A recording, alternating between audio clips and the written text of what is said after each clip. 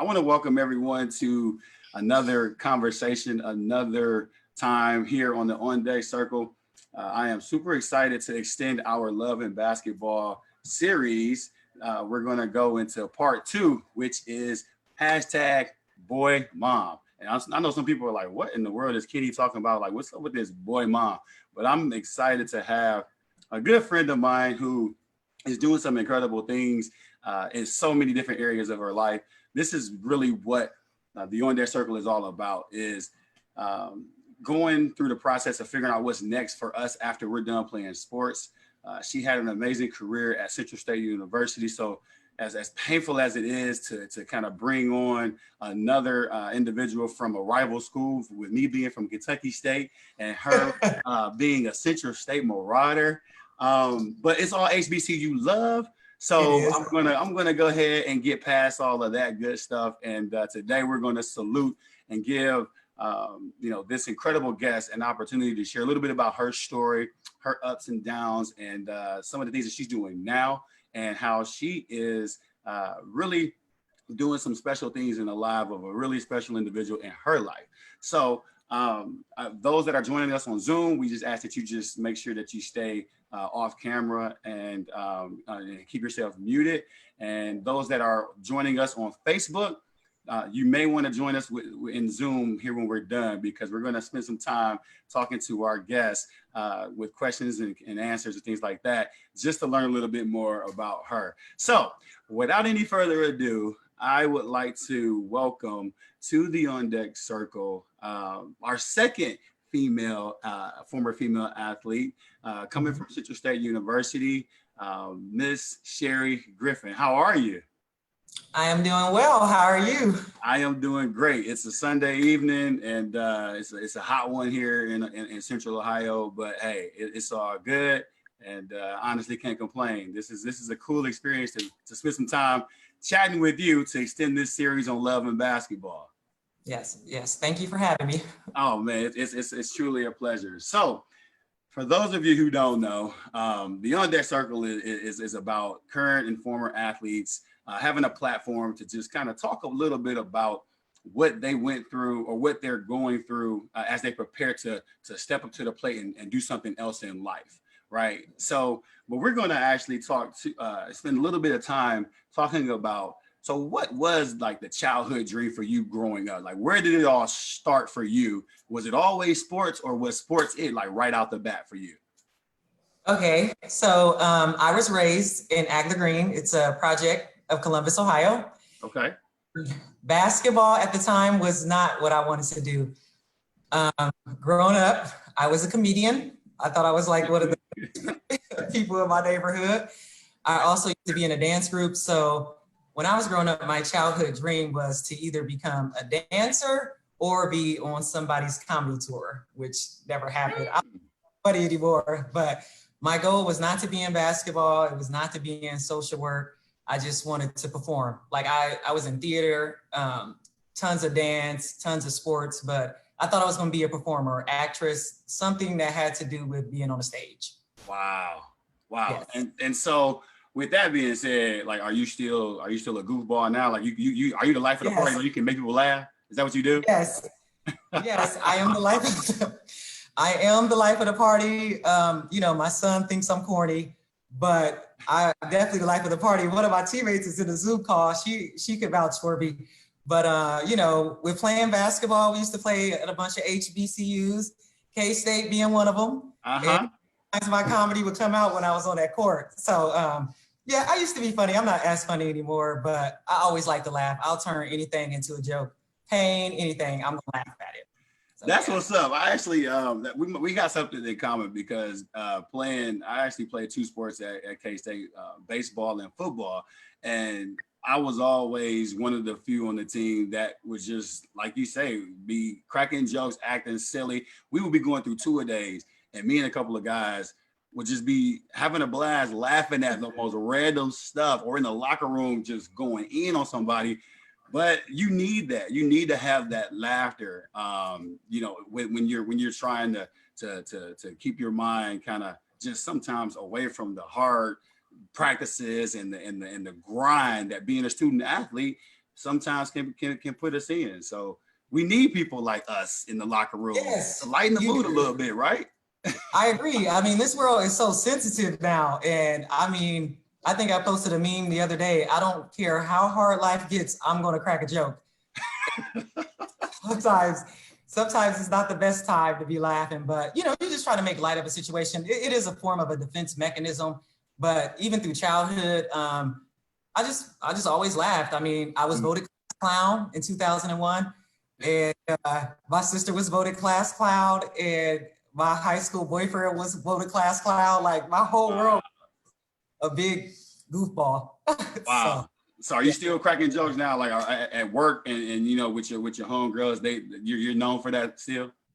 yes, I am, and especially like even with my sorority. But you know, a few of them are sensitive, so sometimes I gotta hang with my frat brothers to get a good joke off because everybody's feelings. So.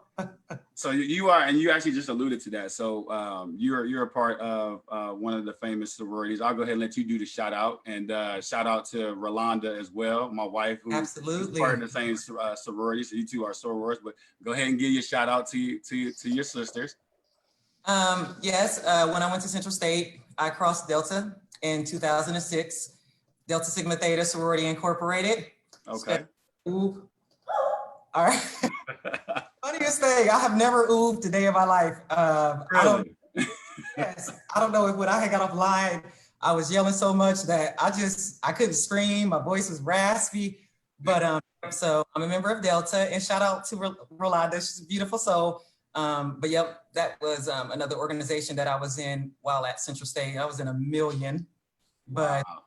Delta Sigma Theta Sorority Incorporated is near and dear to my heart. That's what's up. That's what's up. So shout out to the Deltas then. Absolutely. Yes, Delta Kappa chapter. Yeah. Okay. So fast forwarding a little bit from the childhood, let's talk a little bit about the passion for sports. So when did that kick in? Like when did you decide, like, you know what, I love this game of basketball. This is something that I could see myself playing, you know, at a high level. So talk to me a little bit about that. Okay, so one big thing about my mom is she was big on sports. 3-sport athlete. She claimed she could play basketball, but I swear one time she did an open gym with us in high school and we was on the floor dying. She was blowing layups. Whoa. So, but you know, my mom was a track star, and Okay. as we were growing up in the hood, she put us in every sport. I mean, I was in six. In the summers, I would go to East St. Louis, Illinois for dance, which was in the hood. I'm talking about no roads hood. Okay. We would play basketball. We would play, I mean, we just was in everything. And she used to volunteer at the Rec Center, Northeast Recreation Center is now Howard Recreation Center. Yep. And there, I played every sport. Kids don't do that now, but I played every sport outside playing with a tennis ball. I mean, there wasn't a sport we didn't do. But basically how I ended up in basketball, it was because my sister, she was better than I was as a younger, like in elementary. And I was such a competitor that go to the court and nobody would pick me up. Like I would be on the sideline, like, you know, they needed an extra person. I wasn't getting picked up. And so, you know, started to feel some type of way. Right. And I started working on my basketball skills. Like, goal was to be better than my sister. And I caught her in high school, finally. Wow. And moment for me, you know, she was like, she had fell out of love with basketball because she was playing since a younger, like elementary. So that's when I started to get good. Like I got to high school, I was falling all over the place, goofy with my big feet. I had to get it together because our team was good. And so the better I got, the more serious I took it, but I still was like wanting to be in a dance group. Like I had a whole dance group. I thought I was gonna be a choreographer. So I had a dance group. We would do a ton of talent shows, school talent shows, sometimes local talent shows. So I was like in between. But then I saw the movie Drumline. And knew I wanted to go to a HBCU. I just didn't know what school. And when I Googled the schools in Ohio, Central State popped up and Wilberforce. Now on camera, when I went on Wilberforce's little web page, it looked good until I saw it in person and I saw that one building and I was like, okay, I can't go there. So I decided to go to Central and I had applied to Central because I was going to try to join the Bells, the dance group. Got it. And so I had already applied to Central. I had already applied to Ohio State. I was accepted to them both. My coach was recruiting my best friend at the time. She's still my best friend. And I was getting recruited by some like low major Division I schools, but I'm like, no, I need to go to a Black school. Right. So while recruiting my best friend, she was like, I'll take them both, you know? And I was like, well, I've already applied to the school. I had already qualified for a scholarship, everything. So I switched. I didn't like try out to be a Bell or anything, but I ended up going for basketball. So first love was really dance, and then over to basketball. So that's how that happened. Wow, that's something there that you went from wanting to, you know, having these, you know, dancing aspirations, and that kind of just shifted on to you know, being an athlete. So let me ask you, how much did your dance skills, how much do you think that helped you with your basketball skills? Because you got to be pretty athletic to do, sounds like some of the dancing that you was wanting to do, you got to be pretty athletic and agile to dance at that level. So how much did that help you with your transition with sports? I think it helped a great deal because I was a post player, even though I wasn't the tallest collegiately. I'm like a tall female, but like, I think it helped. So how tall are you? I'm 5'10". So my mom is, the reason I ask is like my mom is taller as well. So like she's around that ballpark too. My mom never played high school basketball, but she's like one of the coldest free throw female shooters that I know. Like she was out there with the kids earlier today knocking down shots. So she can still play it, the game, you know. So we learned a lot from her and my dad. We're a sports family. But that's why I asked, because she can relate to being taller and being a baller. So go ahead. The one thing I will say, growing up, the other reason how I ended up getting into basketball is because everybody who saw me would say, "Oh my God, you're tall. Do you play basketball?" And I was like, "No, I did." You know what I mean? But it helped me on the court. I was even-handed on the court. Me and my son are ambidextrous. And I mean, I had post moves for days. Sometimes I would be shaking myself up. I fake this way. Oh, here's the hoop. Did I lay it up? You know what I mean? Wow. I had, my son has a lot of moves. In the post, I had at least 50 solid moves. That doesn't mean I always made the layup though. Right, right. Kind of post moves. I just was good in the post, and I think it had everything to do with dancing. I think basketball is a rhythm sport. It's definitely It is. And so, I mean, I think it helped me in the post because I used to just be juking people. It just made life easier. Wow. No, I definitely was thinking like there gotta be some type of connection with the you know, the dancing and the you know, the transition to sports with the post moves and all that. And you hit the nail on the head because yes, you in the post, you down there and you giving them all that you can, and boom, you're like, oh, it worked. I'm wide open. Let me go ahead and finish. Yes, I would do just some BS, just hit on the one. Oh, like I would be faking myself out. So wow. So then let's fast forward a little bit into like your playing career, because you had a lot of success at Central State University, and but during that time you experienced some challenges. You had your tough moments. Share with me a little bit about, you know, those years at Central State, and how those years really is the foundation that you're standing upon today to have the success that you have. Okay, so watching Drumline, I applied to Central State. Mm-hmm. I didn't appreciate the school. You know, at the time, Central State, kind of before I got there, was on the verge of shutting down because of some embezzling of funds. And so me and my best friend went to Central State. We kind of was like, we would tell people we was going to Central, but they would kind of be like, why y'all going there? That's terrible. You know what I mean? One of the reasons about Ohio State, because I wanted to show them I can get it done at 2 universities. And I ain't gonna lie, got to Central, our little dorm looked like a little hood. Like, and I was from the projects, and I was like, man, this is a downgrade from the projects. So I kind of felt like I was a little too good for Central, but the funny thing is that's where I learned how to speak to people, because people out of walking past, and you know, just something I hadn't learned as a kid, and people would say, hey, how you doing? It's like, oh, me? Hey, how you doing? So I started learning how to speak.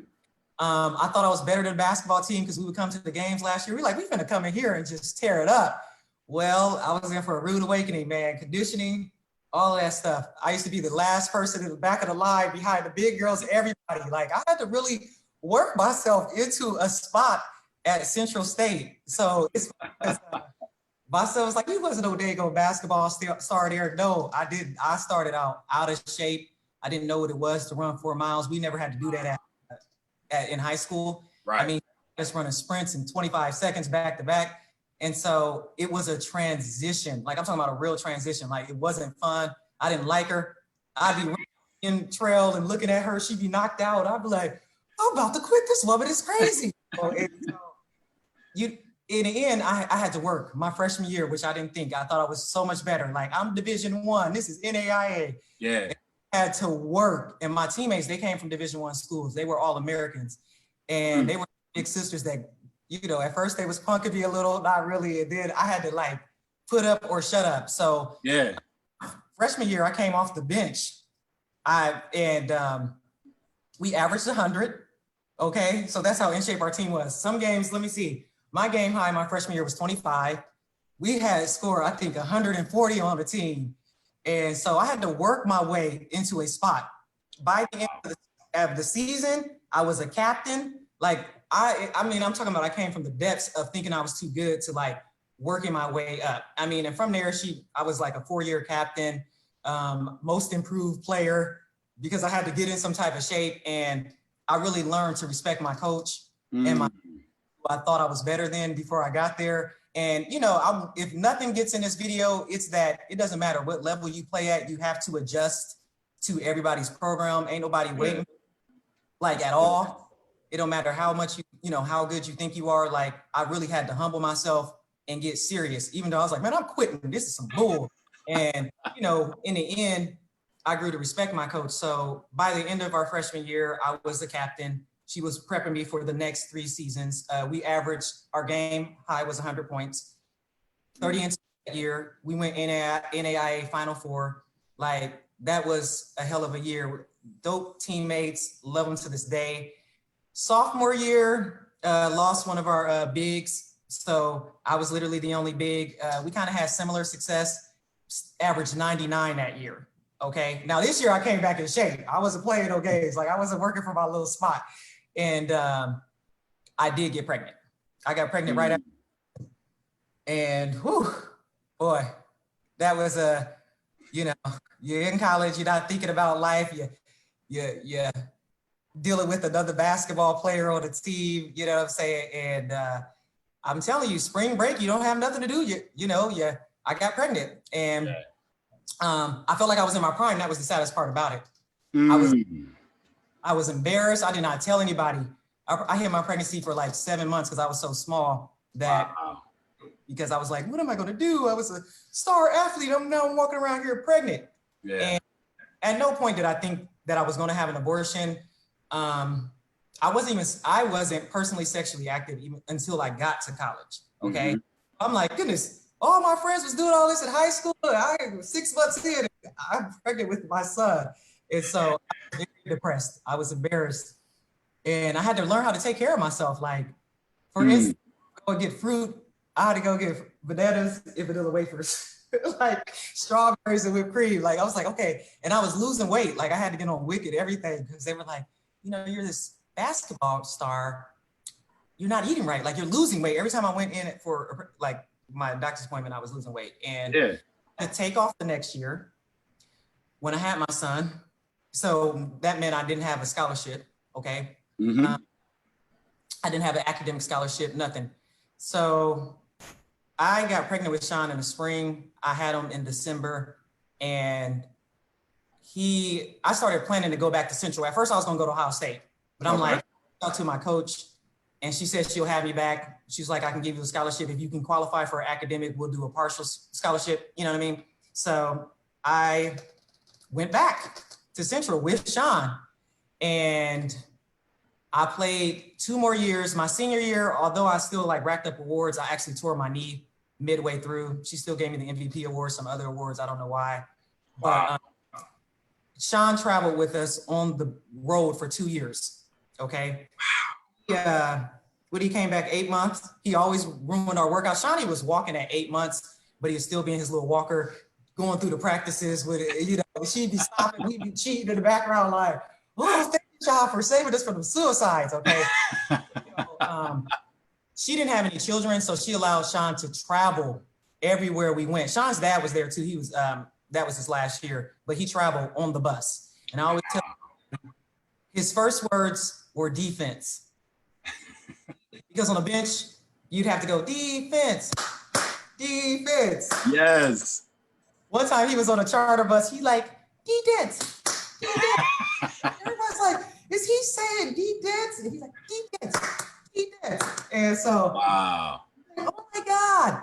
And so that was my experience at Central State. I so appreciate my coach, my teammates. You know, there was one game Sean crawled onto the floor. Okay, this was some real ghetto shit. Excuse my language. Okay, but he was exposed to basketball. He was in college before a lot of people. He was exposed to. He thought he was a drummer. You know, he thought he was in a fraternity. He thought he was a Q, and that was my experience. So it wasn't hard being a young parent because I was able to still play basketball. Had to get back in shape. My coach, I owe her a great deal. I had meant to bring my little award that she gave me because she had just became a head coach when I signed on to Central.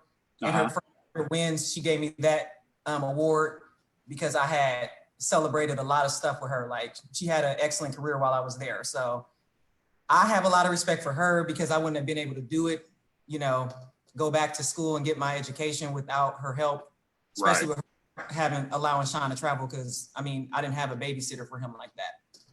Wow.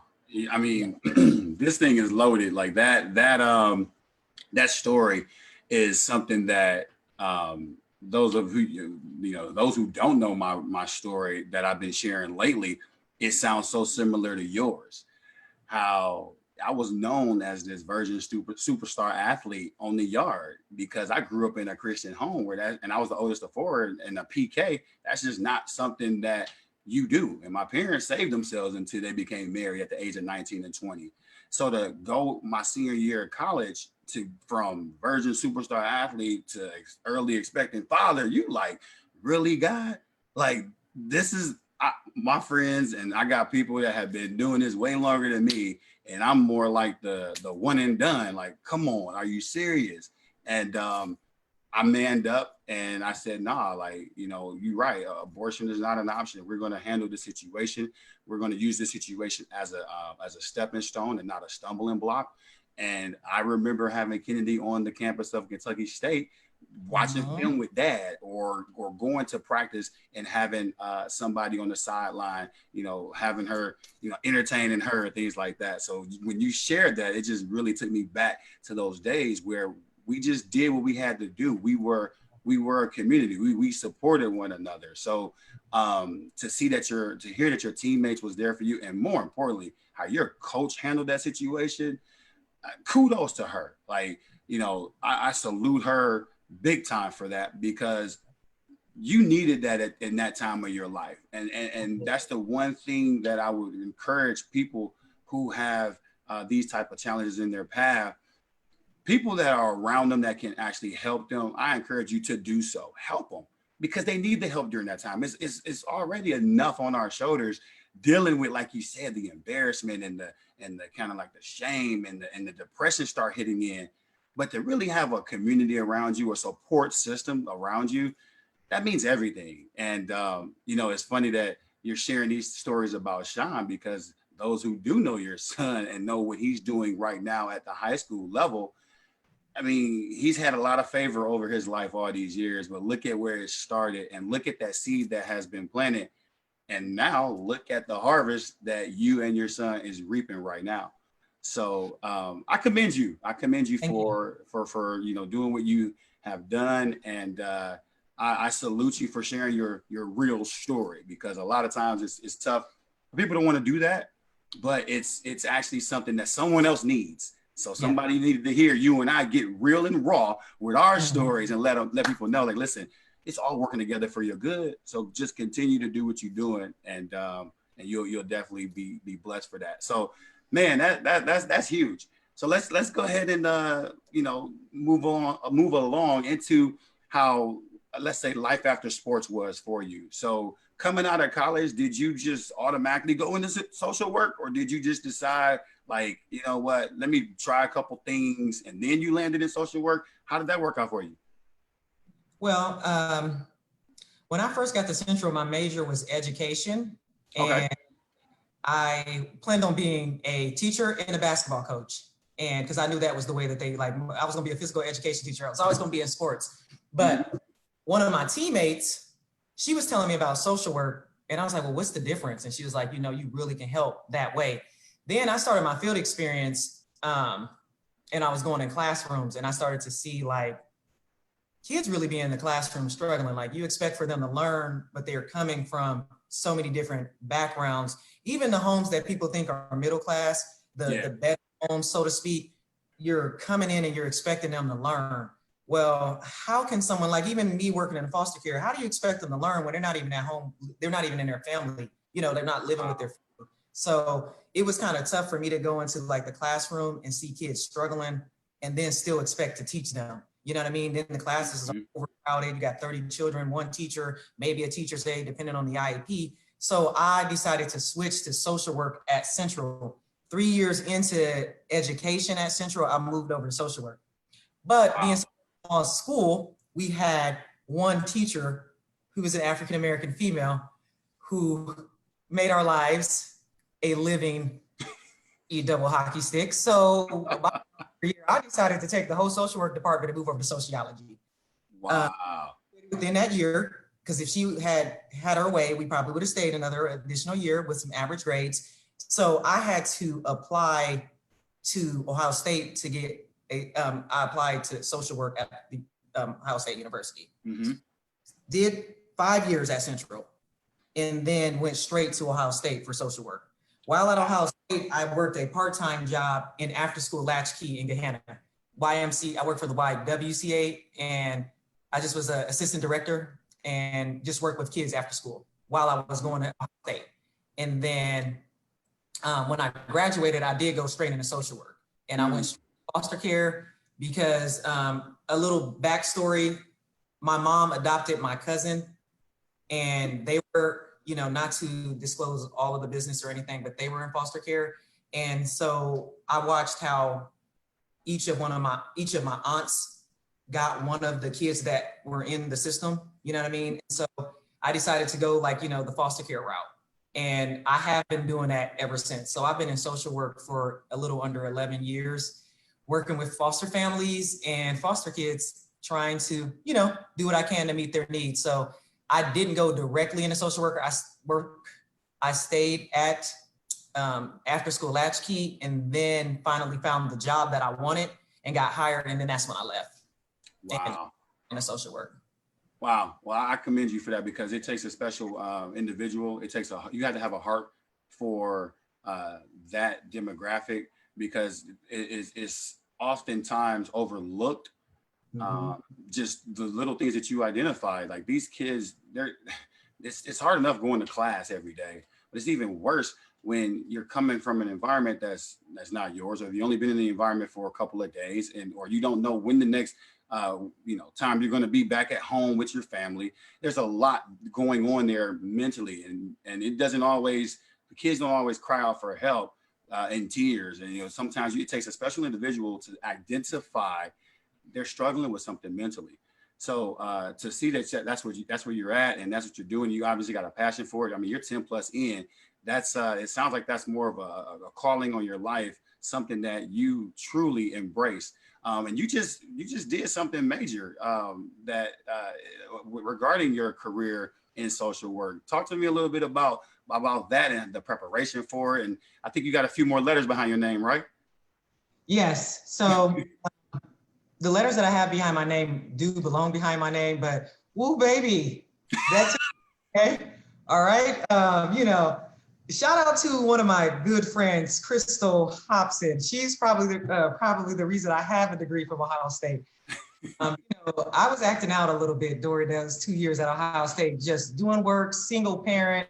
It was tough. And my friend would always call, hey, this assignment to do. It's 10 pages. Get to it. It's like, obviously, thank you to my family and everything, but like going through Ohio State's program, I was so used to Central that it was a culture shock for me. I probably would have had to go undergrad to appreciate Ohio State, but I just didn't care. You want to talk about people not speaking? I went from a university where I was involved in like 20 organizations. I was the president of all of them. Yeah. Negro. I was the criminal justice. I was in everything. Miss College of Arts and Science, Miss Central State, first attended. Like I was in everything at Central State. Okay, wow. Everything. Then I went to Ohio State, and it was like everybody walked past you with so many students. Nobody cared. Like it was so different for me, and I didn't go as an undergrad, so it was kind of tough. Like I just would go to class and leave, and then shoot down to Central with Sean. Like I just didn't identify. So when I graduated, I'm not sure what I learned is where I'm going with this. You know what I mean? I ended with like a 3.5, but I'm not sure how much I was there. So my first job, my friend Crystal, who helped me through school, was like, hey, the Buckeye Ranch is hired. Like I'm apply, you apply. I got the job, she didn't. She was feeling some type of way. Oh, but, wow. I got the job, and I loved it. Like one of the best jobs I've ever had, some of the best people I've ever worked with. Foster care comes with negativity and negative connotation behind it, but what my experience in foster care have been compassionate people that really, care about kids. So is you cannot even be considered a social worker without a licensure. So I was considered a licensed social worker through the state of Ohio, which is a test of 170 questions. But the third test, which is the one I most recently passed, has been haunting me for 9 years. So attempted that test previous times, one of those things where all your friends would cheer you on and, they're like, we believe you can do it. Yes, I believe I can do it too. Then you get the results and you failed and you're like, wow, and so I'm a very confident person, but that test was haunting me. So it took me 3 years, because I failed 3 years ago, get up the nerve and the motivation to take the test again. And leading up to the test, I'd let, my supervisor know, I let a few of my friends know, but I would not tell them today.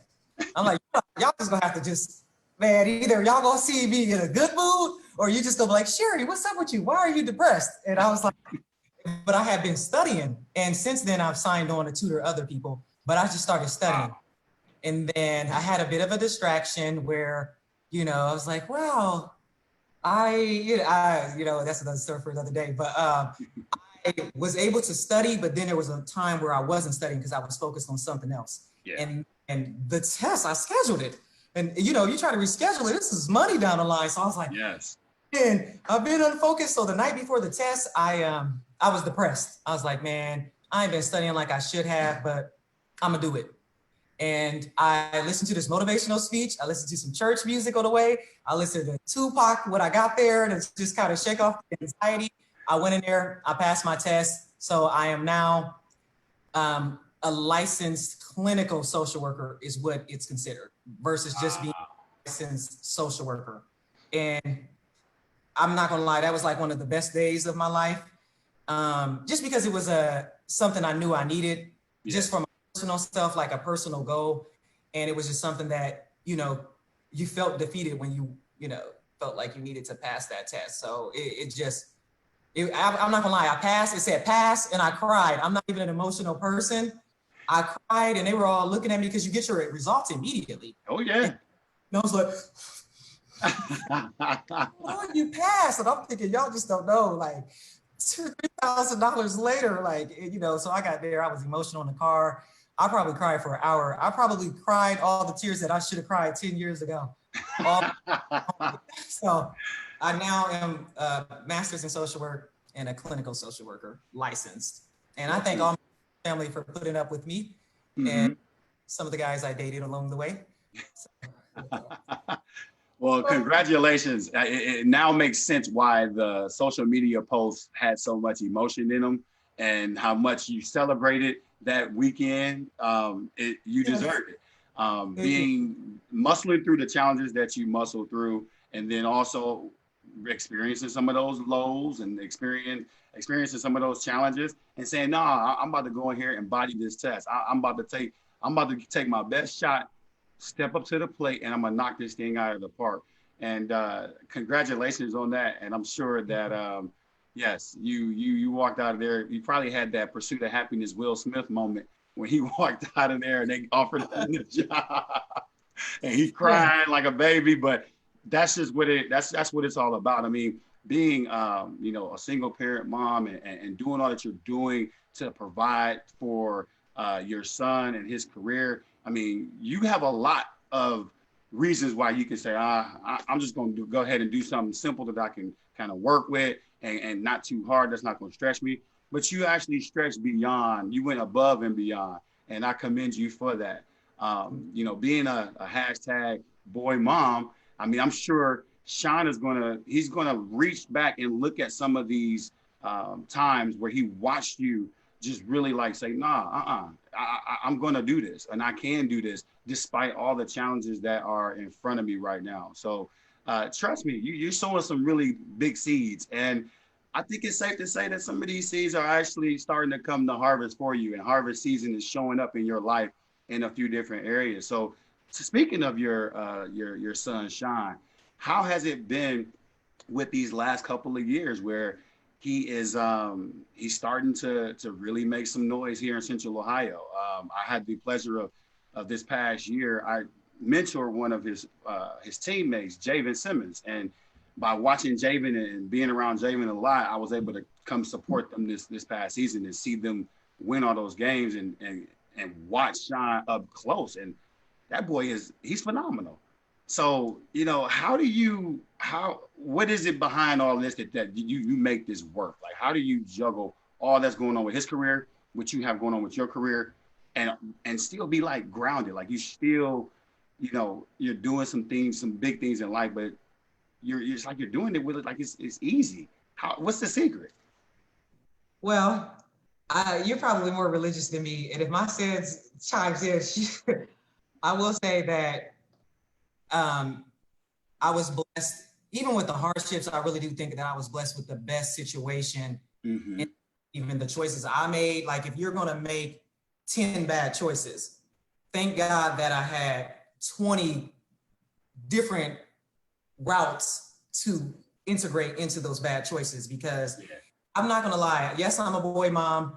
I'm all single parent as single parent can be, but I have tons of help along the way, tons of help. That's like, I'll be telling people who think they're special and doing something for Sean, get in line. Like, I'm talking lie like 210th person, okay? Yeah. Because there are some people who have made my life much easier. Friends, family, and my circle is so small. It is so small. And every now and then I'll add a new person. Like, they usually are associated with basketball. They're usually very humble. They have nothing to gain, nothing. They know Sean or not, they're going to live their life. They don't even have to mention Sean a day in their life, and they're still going to be fruitful. You know what I mean? Yeah. Those are people that I would add to what's going on with Sean. But I'm not going to say it has been hard. It's been tough. At times, I feel like I've sacrificed it all for him.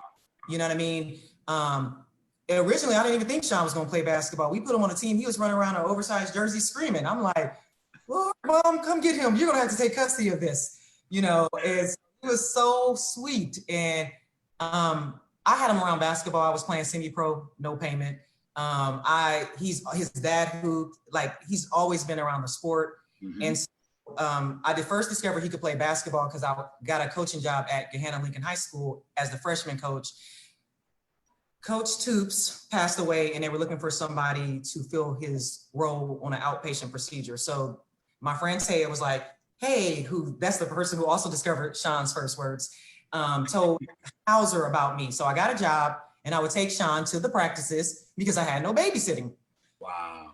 And he'd be stealing the ball from my girls, running around, screaming, shooting layups on them, juking them, and the girls weren't that good. And I'm like, you know what? So I started challenging him, like, you know what? If you're going to do this with my girls, you need to do this. You need to do that. I kept giving him things that he needed to do. Then the next coaching at the middle school with the legendary Reggie Lee, he coached Brookhaven, powerhouse. And I'm over here with Coach Lee. And so he would be putting Sean through little tests. My best friend also would be putting Sean through tests. She was a point guard at my high school. She would put him through tests. Like, she was a real ball handler, okay? But I was a post player. My handle's pretty basic. And so I started saying, man, my son like really got some game. Like, I'll go somewhere with it. And from there, I put him on an AAU team. He was in second grade, but there was no AAU teams around. So I put him on a fifth grade split. Okay. Out the gate, fourth grade, fifth grade split. So Sean played on that team, and midway through, I had John Mobley stalking me like, oh, I got this second grade team. You need to get him with us. And I'm like dodging him like, man, I don't know you. Like, I'm dodging the heck out of this man. I mean, he was everywhere I turned. He was calling me at the gym. And so the last week, because I'm also a very loyal person, and I was very loyal to that program. He was getting ghetto.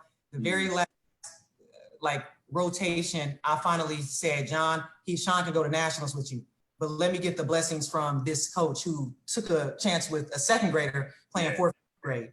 Okay, so he went with John, and we took off from there. Sean has always been naturally gifted. He was even-handed as a second grader, but John lived in the gym. Okay, he lived in the gym. You'll see videos of his son. His son is a phenom. He lived in the gym, and me, parent, Sean was with John all the time. They be doing all these cone drills. Everybody be talking about them. All they do is cone drills. All they do is this. They need to do something else. Well, them cone drills paid all the way off dividends. And leading up to now, I've put Sean with different people. Like I have him with Jason Dawson right now. Okay. Tony Rice, had him with him. He's been with Ty Han a few times. Drew Lavender. Like I had him with everybody, but the primary person that really put into Sean was John.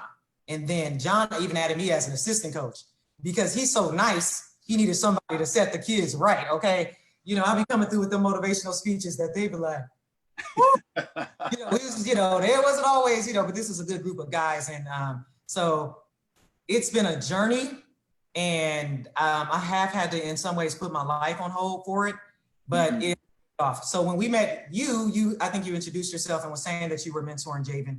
And Sean isn't the most talkative kid, but it's like, well, if you want to mentor him, good luck. I definitely want good people around him who have nothing to gain. That is a big thing for me. And I feel like I've done that for the most part. It's starting to get challenging, but I feel like I have somebody newer in my life who's kind of been like on that basketball level that, if I have a question, I can ask him. Or I really try to keep specific people around that can really just be like, Sherrie, hey, this is what you need to do. No game.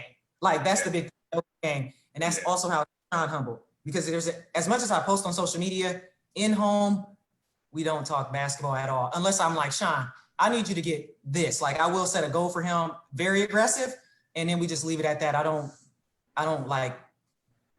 I post a lot on social media, but we don't in-house. If he gets an offer, we post it and then we go about our way. And I'll be like, Now, if there's a big game, I'll be like, Sean, are you nervous? Or are you scared? He's like, why not be scared? I'm like, because I used to be nervous before some of them games. Like,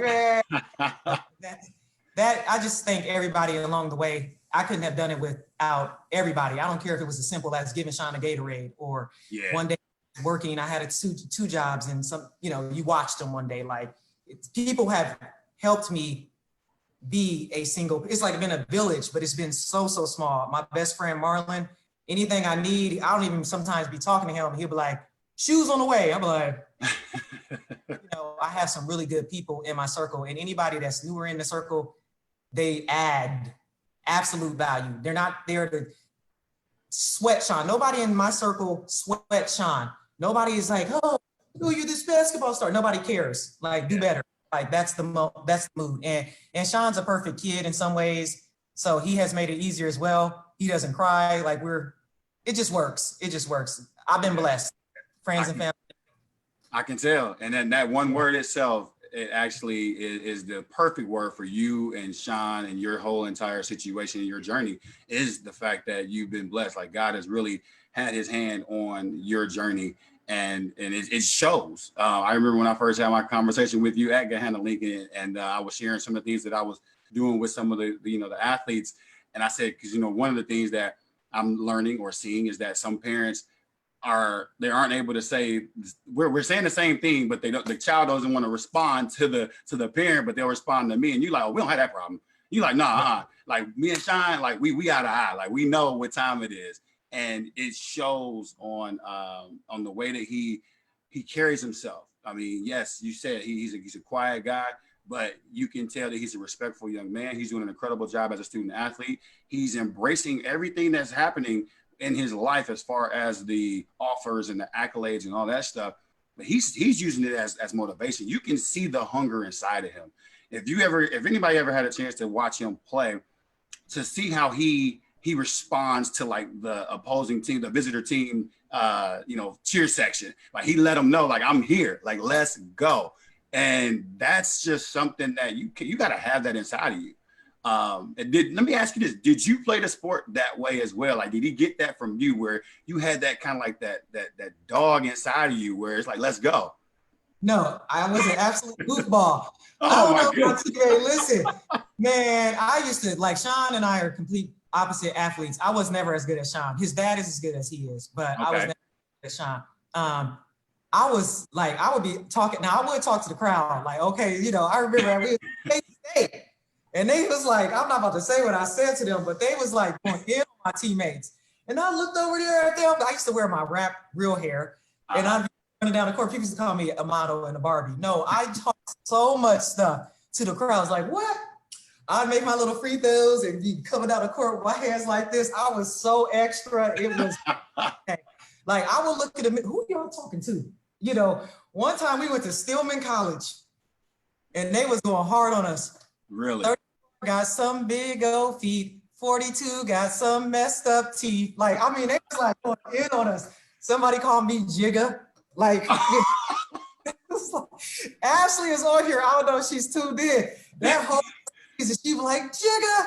Because, I had this big, my nose is big, and I had these braids in my hair. And they was like, Jigga. Then after the game, they was trying to, get our numbers and stuff. But right. I was so extra. Like, I was goofy. I'd be talking a lot of stuff.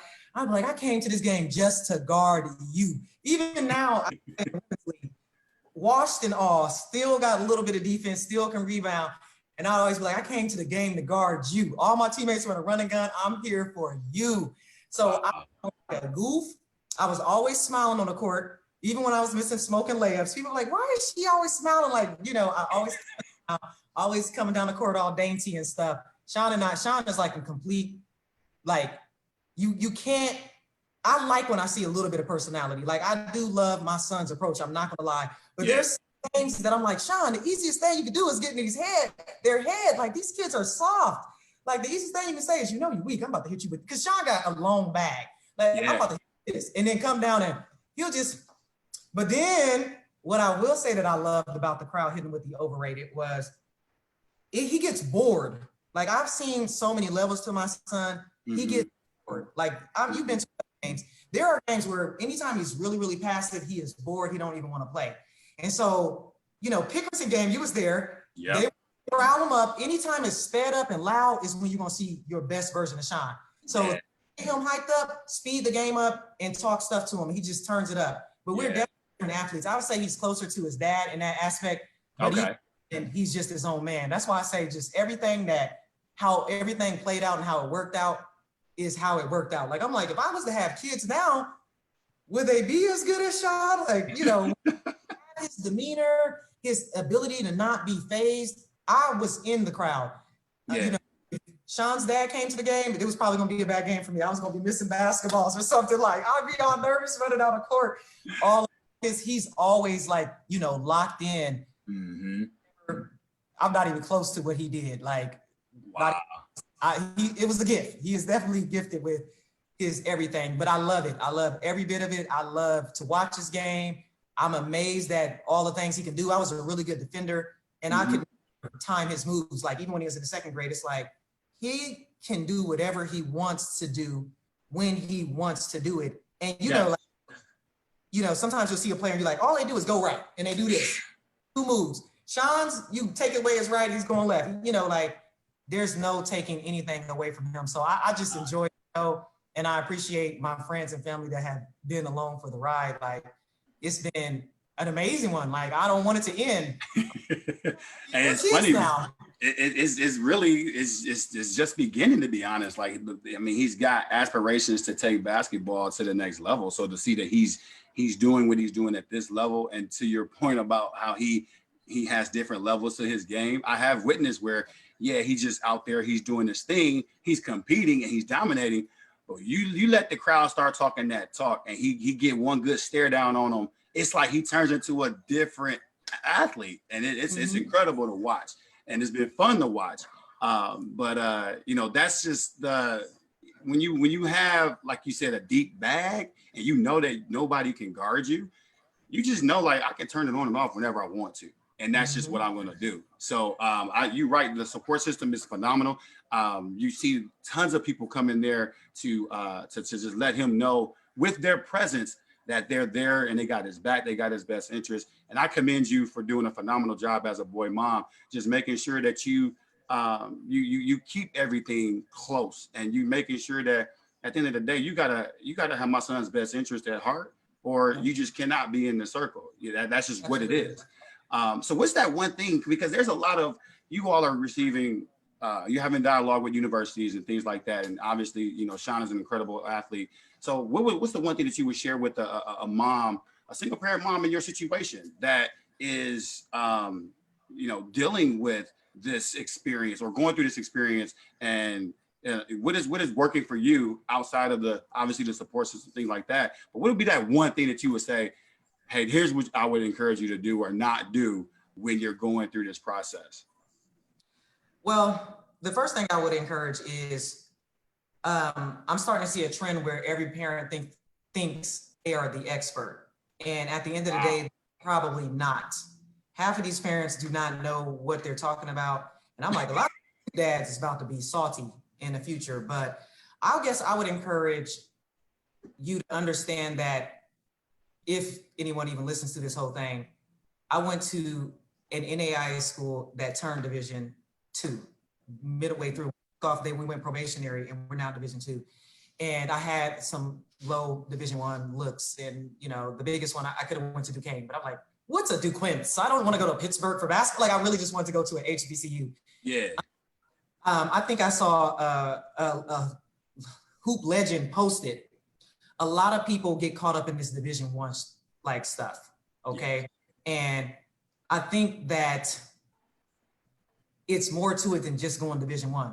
Like, there's so many things we don't even take into account with going to college. Like, things that can just throw you off. Like, maybe if you said you're a preacher's kid, maybe finally you have time to really just do whatever the hell you want when you go to college, and you don't understand that maybe a kid that you've been hawking them, you've been watching them close, you've been not allowing them some sort of freedom. They get to college and they've been locked in with you as their parent, but that fast, Sheila comes down the street, and now she done took their whole focus. They don't even want to play basketball. They just want to lay up. Yeah. You know? So I think that you kind of got to connect with people that may have been in those shoes. Okay.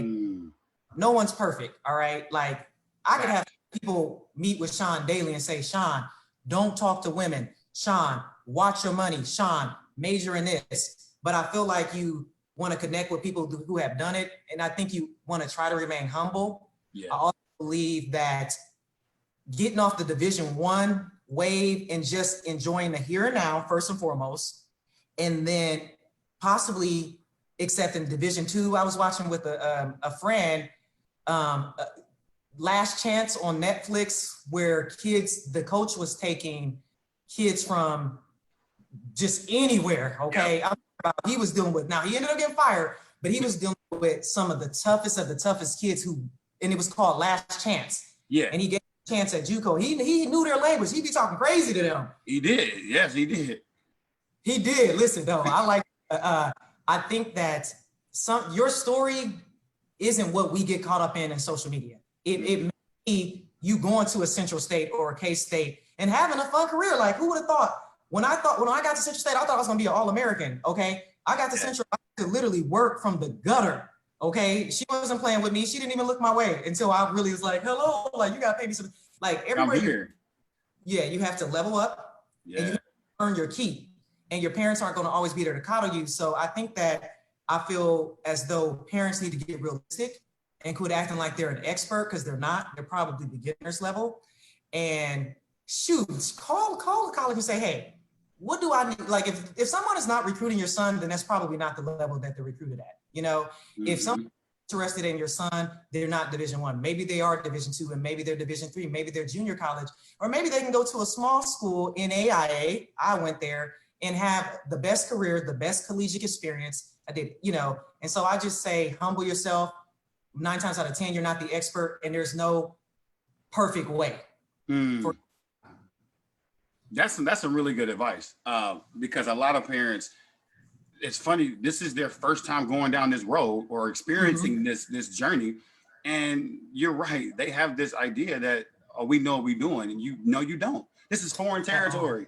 So don't set yourself up for this false idea or false sense of skill level when the recruiting process will tell you exactly where the athlete is. And enjoy the moment. I think the most important thing that you share is enjoy, be where your feet are right now today, and enjoy the moment. All you can do is control what you can control, which is putting in the hard work, keeping people around you and your athlete, I mean your student athlete and your son, and allow God to do what He's gonna do, and go from there. Go from there. So what is one last thing that you would share with somebody that want to get into like the social work industry? And we'll close with that. But you know, because you obviously have a passion for it. You've been doing it for a while. You have great plans to do some more work in it. How can someone get into that industry as well? I guess I would say 2 things. A lot of people say, "Oh, you're in social work." Oh, bless your heart, I couldn't do it so bad.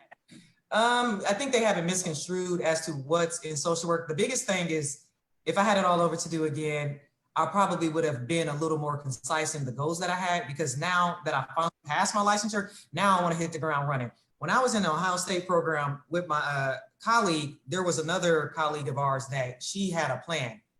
And, you know, we kind of like, she got a plan, whatever. But I mean, she's doing extremely well now. And it's like, goodness gracious. So I think that you're going to go into social work, you should come up with a plan, because there's no money in the field. I mean, I worked a second job, but I loved the job that I had. And I was able to find another job that was able to really put me in a position where I'm a little more comfortable. Yeah. But if you're going to go into social work, you probably would want to research the field that you're going in, because entry level with no experience, there's not a lot of money in it. And the discouraging thing, I don't even think it's burnout.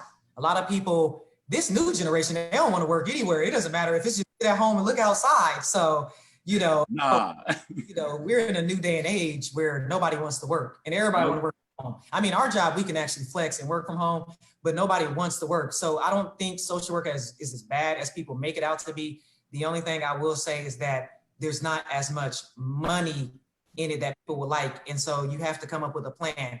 And now that I've kind of passed my licensure, I can go the distance. Like me and my boss, we was laughing. I said, I'm about to become a basketball therapist. I'm draft my own agency and do basketball therapy, because I think traditional therapy kind of sucks. Like, you know, if I was somebody, I would think church, you know, speaking to your pastor or your coach. Like, you know, sometimes it's the hairdresser, the barber. They know more people's business than all of us. And so I was thinking about doing basketball therapy or sports therapy. But I would say that if you're going to go into social work, come up with a plan, or you're going to be kind of sad because the money isn't there. You'd be scraping pennies. Or listen, you got to get married. You got to have a 2-family home, because your income is not going to save the day.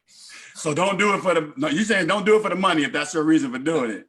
Yes, you're not going to, I mean, you can, there are definitely fields you can make money. You just got to research it, you know, so. Well, that's incredible. Well, listen here, I've had an amazing time. I really, really appreciate you taking time out of your weekend to just come on and have a conversation. That's what the On Deck Circle is all about, is for us to talk about, you know, the things that we went through that is positioning us and helping us walk to the plate and take that next at bat in life. You're getting a lot of love over on Facebook right now. Yeah, some people, when you were done, you'll be able to hop over there and see some of the comments. Oh, hold on though. I gotta show my shirt though. Let me see. He's not just my son. He's also my favorite basketball player. Hey, that's dope. Hey, shout out to whomever designed that shirt. And that's real. If you don't follow, if you're not a part of the support system for Sean and Sherrie, you're missing out. This is an incredible example of what hashtag Boy Mom is really all about. I mean, you're doing an amazing job. So I salute you. I congratulate you. Keep doing what you're doing. Anything I can do to help be a support along this journey for both of you. There are some things that I would love to be able to do down the road, but continue doing what you're doing. So we're going to say bye to Facebook, and we're going to hop over to Zoom. So if you're watching us on Facebook right now, if you want to come and have a couple questions for Sherrie, please do so. You know, we would love to welcome you over there as well. But this has been an incredible conversation. You over there checking out the comments or the Yes, I was looking at them now. Yeah, she said great interview. yeah, Okay. yeah. Okay. Anthony Yes, Williams. Anthony made the shirt. Yeah. Anthony made the shirt. Oh, he did? Yes. Oh, Yes. that's what's up. That's my guy. He's the reason that I do some mentoring over at Pick North and also at Lakeview Middle. He's a great guy, and we talk often. And you know, he's doing some incredible things. That's one of my guys. Yeah, no, shout out to him. He got it to me literally the next day. He actually hunted me down because I was just driving around. I'll be so busy. But I love this shirt. I probably need a few more. My mom probably want one. That's super dope. Super dope. Well, you know, I got that book that I just put out, The Underdog Mentality. And you know, you are definitely embodying exactly what the underdog looked like. And you're like looking at these obstacles in life, and you're literally saying, nah, I'm slaying these giants left and right. So continue doing what you're doing. Shout out to your son, Sean. Tell him I said, what's up? And until next time, we will say bye to Facebook, and then we'll go hop over on Zoom here shortly.